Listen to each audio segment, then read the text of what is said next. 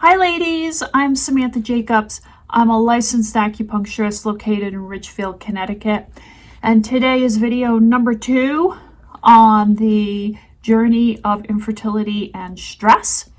I thought it'd be educational to do a series of videos dedicated to the stress component of going on the infertility journey. I'd actually like to take a moment and acknowledge that the ideal woman may show up as we go through this video.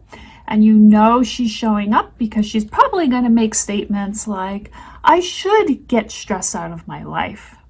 Stress is probably destroying my fertility. If I could just eliminate all the stress in my life, I'd get pregnant. So just know she's going to show up and she's going to probably push you to do certain things or act a certain way. Know if it doesn't resonate with you, just move on and only implement what feels like it's going to be the best for who you are and is in alignment with who you are. At this point, we're going to break down stress into 2 major components. The first one is the sudden threat to our well-being. And I think this is the best example I can think of. It's either a near-miss car accident or a car accident itself, a tripping, falling, playing a sport, and having a really serious injury. We experience the sudden pumping of adrenaline because our body perceives that there is going to be a threat to our well-being, our physical well-being. The key to this is that this threat is short-lived. It's only in the moment, and within a couple of hours, it's gone away. Now, chronic stress is going to be the main player in the rest of these videos. The thing about chronic stress is that we inside perceive whatever chronic stress is going on as actually a threat to our survival. So there is actually no threat to our well-being, but our minds perceive it as a threat. In chronic stress, we're dealing with factors or fact that doesn't go away. It's there every single day. And in our mind, we perceive that as a threat to our well-being and to, the survival of how we see ourselves and our lives. The thing about chronic stress, right? It doesn't go away. It's there every day, and it causes us to be alert all the time. When you're dealing with chronic stress, you may, depending on what the stress trigger is, you may actually feel the jolt of adrenaline as in the example of a near miss of a car accident. So you may get the adrenaline rush, but more than likely, you're actually going to have this low-grade stress response. And what happens is that our perception of that stressor and how our bodies cope with it, we become really good at not being able to perceive it, feel it, and understand the impact of what's going on. Depending on who we are and how we handle stress and all the different elements that are going on, can actually change the way chronic stress has an impact on our bodies. In general, what I see in my practice, autoimmune disorders, headaches, migraines, hormonal fluctuations, poor sleep, constant rumination, craving of sugars, all these different examples can be caused by this chronic stress. Now I want to break down chronic stress into 2 categories. So we have external pressure, and these are things on the outside that have little to do with us on the inside. So it could be financial issues related to, IVF or fertility treatments.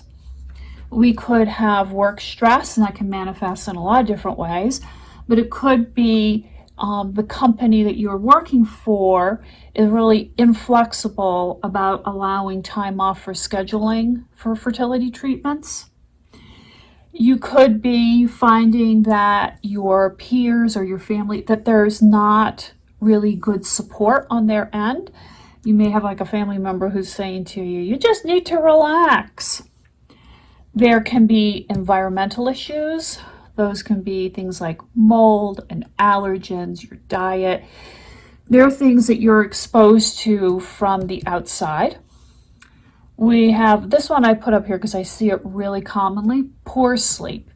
Either working really long hours and not getting enough sleep, or having sleep disturbed by a spouse or a child waking you up.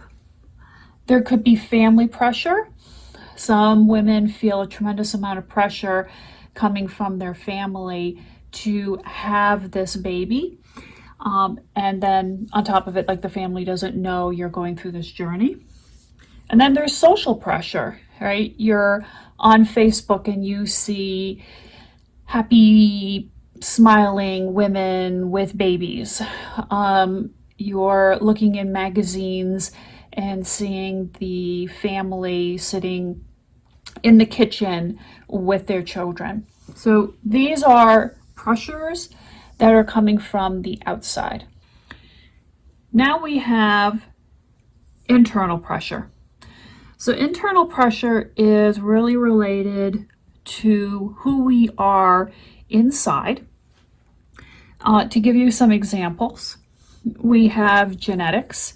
And genetically, some of us are predisposed to anxiety and depression. Then we have personality types.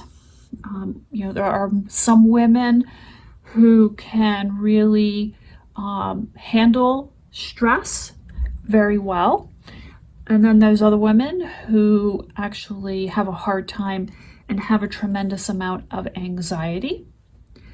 We're having components of relationships. So as the pressure builds to try to conceive, then we're having, potentially conflict with your spouse or partner. Then we have things like instincts and hormones, which I spoke about in one of the previous videos.